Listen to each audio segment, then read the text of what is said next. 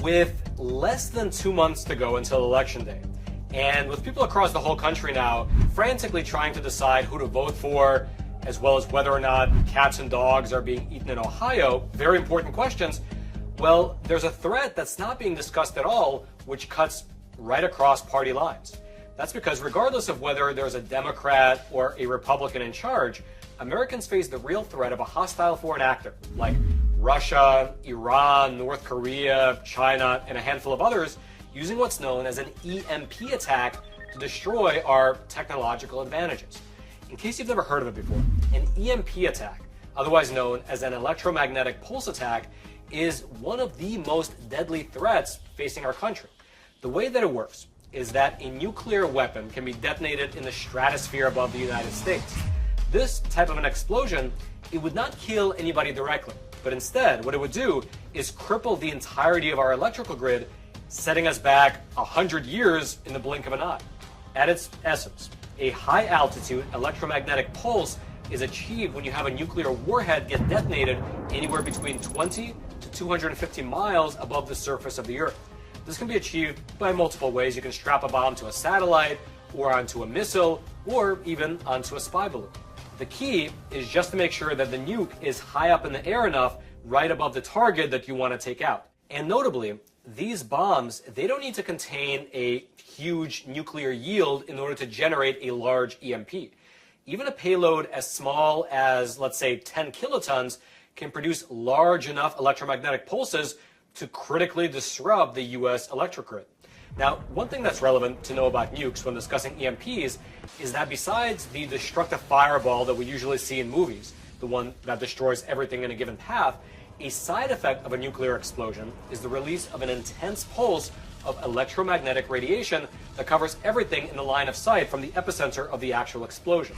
And so here's a map to give you an idea of what this looks like in practice. If a nuclear warhead was detonated about 18 miles above the surface of the Earth, it would generate an EMP that would cover several states. At 62 miles above the Earth, it would cover several more states. At 125 miles, it would cover almost the entirety of the US.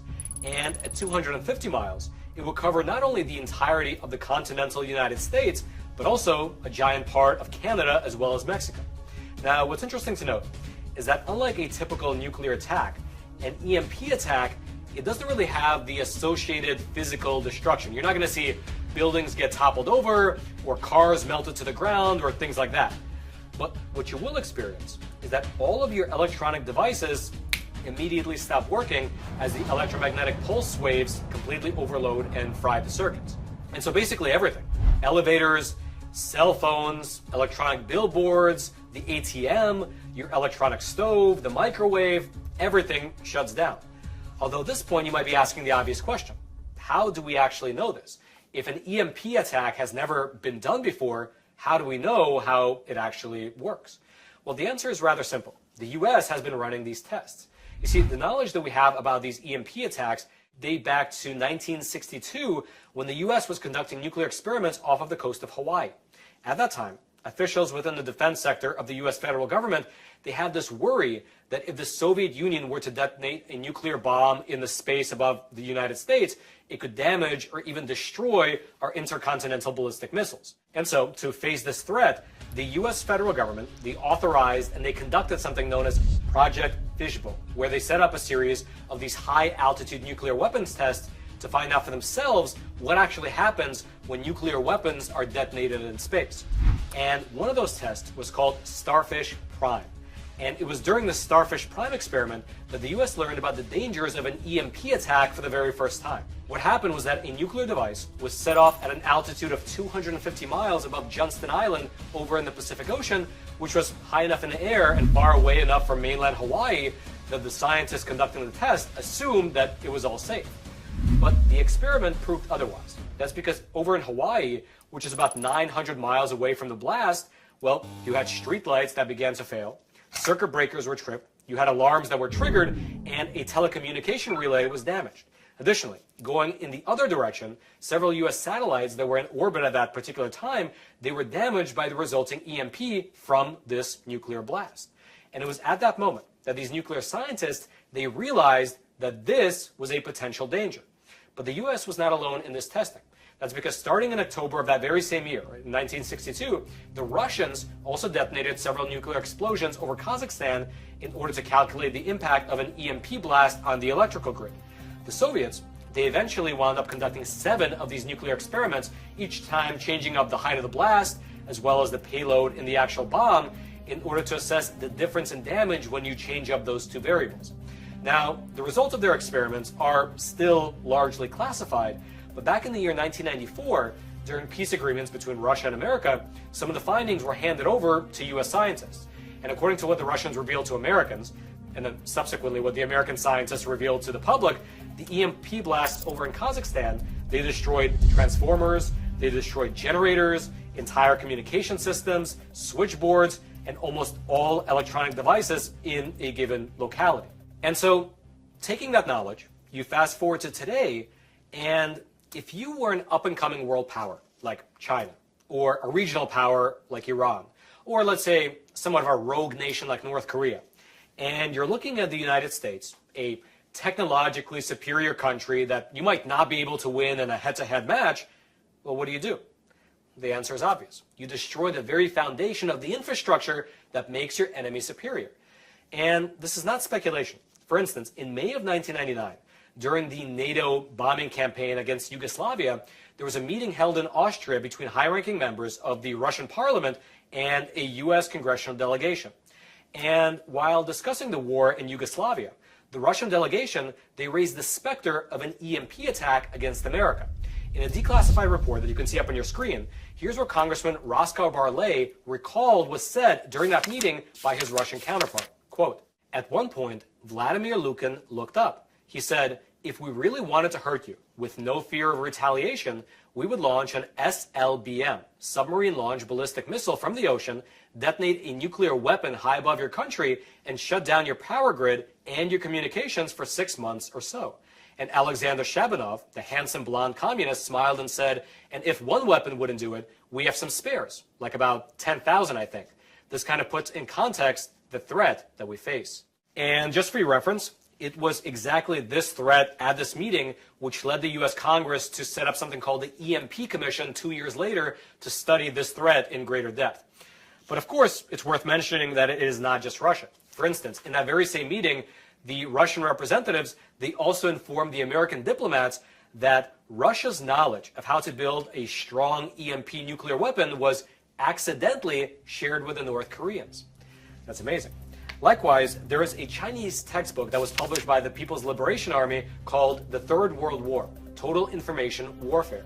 And as a part of the doctrine stated in that book, or rather you could say as a part of the curriculum in that book, here's what the textbook states. Quote, "Therefore, China should focus on measures to counter computer viruses, nuclear electromagnetic pulses, and quickly achieve breakthroughs in those technologies in order to equip China without delay with equivalent deterrents that will enable it to stand up to the military powers in the information age and neutralize and check the deterrence of Western powers, including the United States." And this is not just an academic argument in a textbook. As recently as March of 2020, right at the beginning of the COVID pandemic, you had the Chinese Communist Party openly threatening the use of EMP devices against American naval ships in the South China Sea, meaning that this is a real threat that the Chinese Communist Party is openly flexing about. And the death toll from an attack like this on the American homeland, it might very well be devastating. In fact, back in 2001, as I mentioned earlier, the U.S. set up something called the EMP Commission in order to study in greater depth the threat that these weapons pose. 3 years after being set up, this committee published their report. You can see it up on your screen. And they found that an EMP attack, it could result in the destruction of up to 70% of the U.S. electrical grid. It could cause a nationwide blackout for well over a year. And that blackout, it could result in the deaths of up to 90% of the American population through both starvation as well as general societal collapse. Again, this blackout would lead, according to the experts who looked into it in great depth, to the deaths of tens or perhaps even hundreds of millions of Americans. And the reason for why this is so is unfortunately rather simple. We currently live in a time where almost everything we do requires some form of electricity. I mean, every single industry that we rely on depends on electricity to function. And so without electricity, businesses would shut down. Most people, they couldn't heat or cool their homes. Both gas and oil pipelines would shut down because both of those systems run on electricity. And when the oil stops flowing, well, that's a hard stop for delivery trucks providing food. Fresh water stops flowing into people's homes. The internet obviously goes down. Phone lines stop working. Nuclear reactors are suddenly unable to maintain their core temperatures and they might melt down. The ATM no longer works and the banks are shut down so you can't get your money, and so on. There are literally thousands of problems like these that the country would face if the electrical system was suddenly destroyed. And you can also imagine that it would not take long before society itself disintegrates and people start resorting to any and all means necessary to fight for both their own as well as for their family's survival. Now, let me ask you, how many people do you think right now in this country could survive a situation like that? How many people have the knowledge, the skills, the abilities, and the available resources to survive a situation where, in the blink of an eye, we're thrust back into pre-industrial times? Well, again, the researchers who look deeply into this scenario, they estimate that number to be about 10%.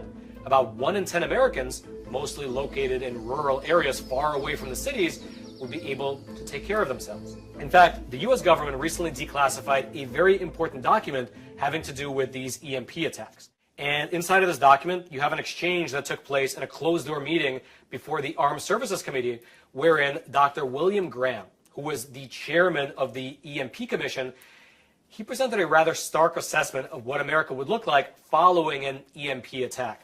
Here's how this declassified exchange took place. It starts with Congressman Roscoe Barley from Maryland asking the following, quote, "I read a pre-publication copy of a book called 1 Second After. I hope it does get published. I think the American people need to read it. It was the story of a ballistic missile EMP attack in our country. The weapon was launched from a ship off of our shore, and then the ship was sunk so that there were no fingerprints. The weapon was launched about 300 miles high over Nebraska, and it shut down our infrastructure countrywide. The story runs for a year, and it is set in the hills of North Carolina. At the end of the year, 90% of our population is dead. There are 25,000 people only still alive in New York City. The communities in the hills of North Carolina are more lucky. Only 80% of their population is dead at the end of the year. I understand that this is a realistic assessment of what a really robust EMP laydown could do to our country." And so, to that very bleak scenario, Dr. Graham responds by saying this, quote, "We think that this is the correct range. We don't have experience with losing the infrastructure in a country with 300 million people, most of whom don't live in a way that provides for their own food and other needs. We can go back to an era when people did live like that. That would be 10% would be 30 million, and that is probably the range where we could survive as a basically rural economy." And so that is an obviously rather bleak assessment. And at that point, whether the remaining Americans would be able to fend off an attack from Chinese communist invading forces would be a whole other question. And so there you have it. While the media in this country has been focused this election on whether or not cats and dogs are or are not being eaten over in Ohio, which granted is an interesting question in and of itself, well, the true threats facing this country are hardly ever discussed seriously. And for anyone watching this video who assumes that that could never happen, that the US military would never allow a nuclear warhead anywhere near the heartland, well, do consider the fact that a Chinese spy balloon made it all the way across the US before then getting shut down. Or consider the other fact that within just the last 2 months, you had 2 separate would-be assassins that made it within a few hundred yards of President Trump. And so perhaps don't assume that our nuclear-armed enemies won't be able to sneak one past us and get an EMP attack off if they so wish. I hope it doesn't happen, but it's important to consider that this is an actual real threat, because it is. If you'd like to go deeper into the potential of these EMPs, their histories, as well as to the links of the several reports that I mentioned in today's episode, I'll throw those links down into the description box below this video if you're the type of person that likes to dig into the weeds. And all I ask in return is that as you're making your way down there to that description box, take a small detour to smash those like and subscribe buttons so that this vital information can reach ever more people via the YouTube algorithm. And then until next time, I'm your host, Roman from the Epoch Times. Stay informed. Most importantly, stay free.